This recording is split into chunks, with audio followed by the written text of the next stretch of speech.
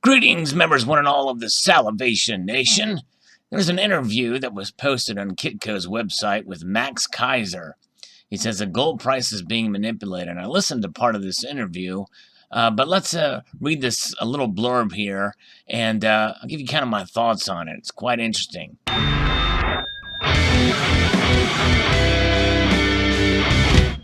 He says gold's true value potential is being held back by the market abuse, which is why the metal is trading at relatively depressed prices, says Max Keiser.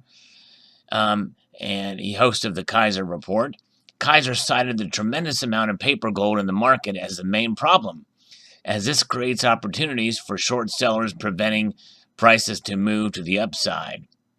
During the trading of gold futures or paper gold, Keiser said that there's a huge gap between when they're supposed to reconcile these trades and when they actually do.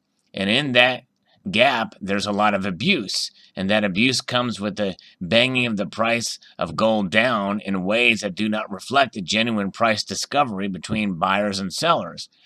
Keiser said that when tracked against the historical U.S. debt accumulation, gold should be trading around $2,900 an ounce today if no market manipulation were to occur. And of course, it's a common thread, and you can see here he's wearing a Bitcoin tie. He is definitely a cryptocurrency bug.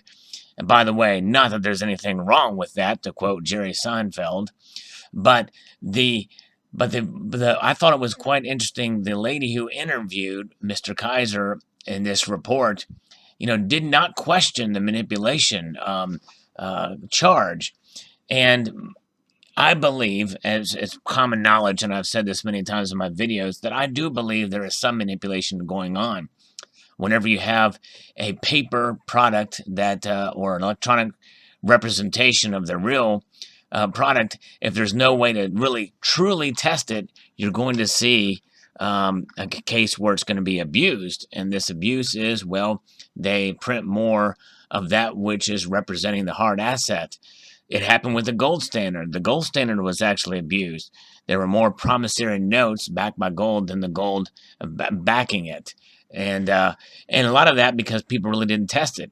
There is something to be said about the fungibility in some senses of paper and electronic media that we see these days that is really, in some case, more so now than ever before, especially when you consider gold. Gold is fungible, but not as attractive in fungibility as paper or electronic assets or representations thereof in this case.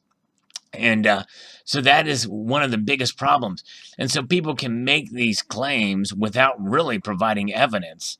And they can inflate their claims to say that, well, there's a lot of abuse, and we do see there's trends and the like in the trading and technical analysis. Some people say, well, hey, there's this massive move and big naked shorts and selling and the like that happens and that doesn't reflect what the natural market conditions are. And that's true to a point. There's also glitches as well that occur in the system, and there's other aspects that they really don't mention that I think should be considered when making such a claim. And so with that being said, what about this manipulation of gold and silver? And, why do they make these claims? And why don't they back it up? And I think the reason why they don't back it up is because they've never really been challenged on it. This interview, and I'll post a link to this article in the description below, but in this interview, the questioner, the interviewer, does not question or ask for any evidence or of the claim. She asked what he thinks the price should be. And so he answers $2,900, and that's based off. And I wonder where he gets that number as well. True price discovery without manipulation, $2,900 an ounce. And then he makes another claim, about silver, and I can somewhat understand. I think this is an example when he talks about silver, about in many ways there's a big disconnect between the silver community and the gold community.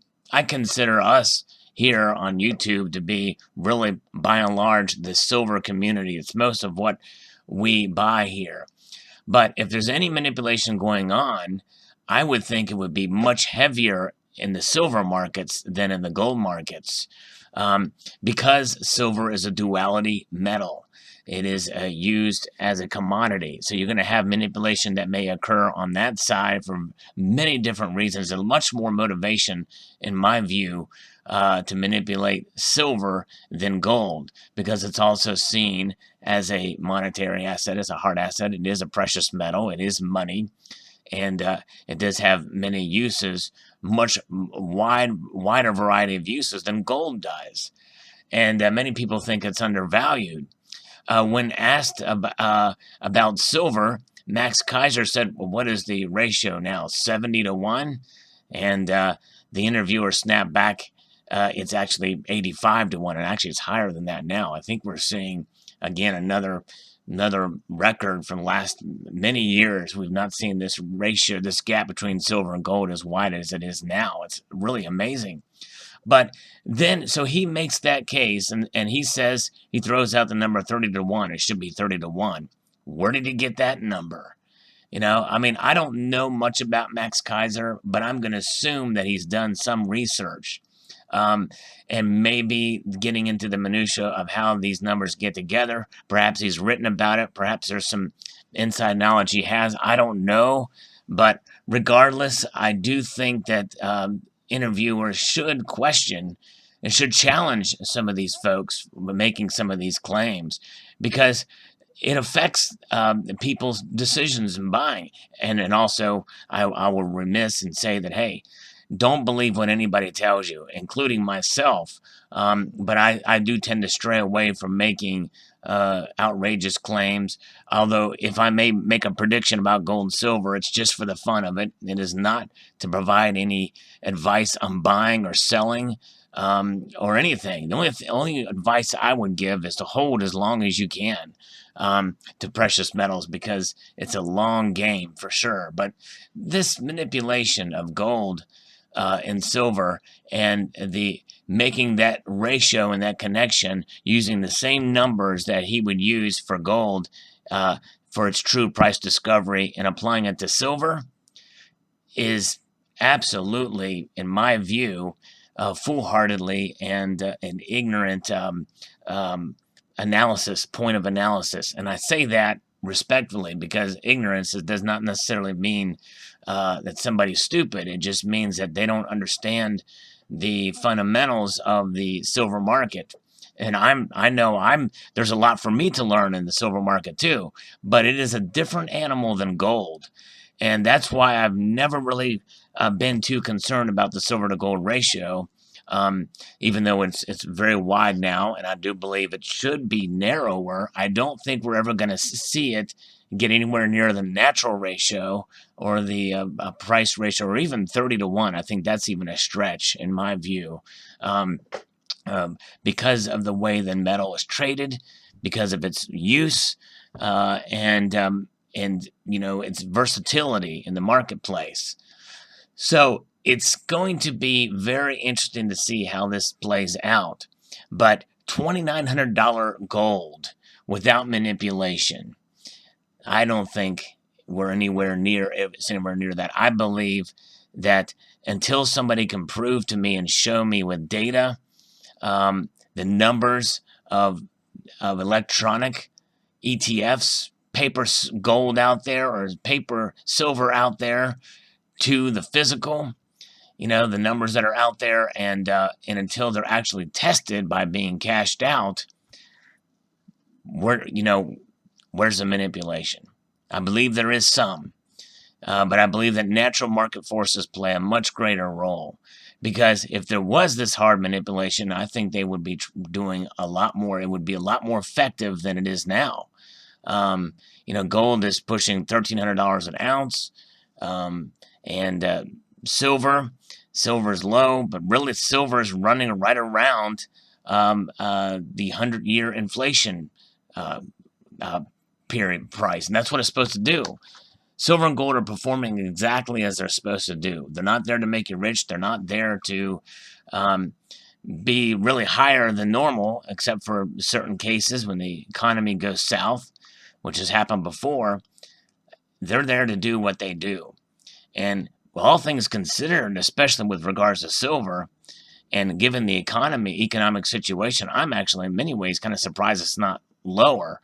But I do think it's about right, and I do believe it will go up, and it will probably go up sooner than we think. As to how much, I don't know. I was very wrong last year thinking it would get to $20 an ounce, but this year I don't think it'll get anywhere near that. But nonetheless, be very careful out there when people say that things are manipulated as much as they are.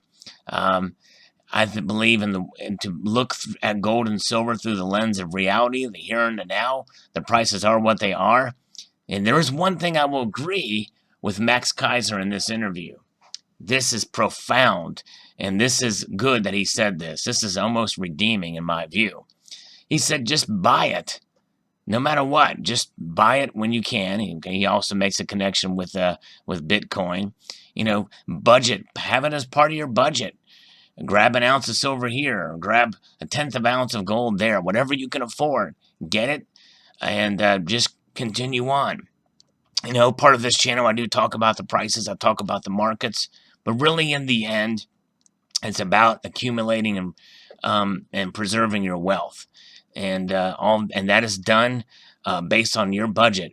It is a win every time you make a purchase inside of your budget. You don't go into massive debt to do so. So I hope you found this video encouraging. Would like to extend a multitude of gratitude to you all for watching, and encourage you to please rate, share, comment, and subscribe.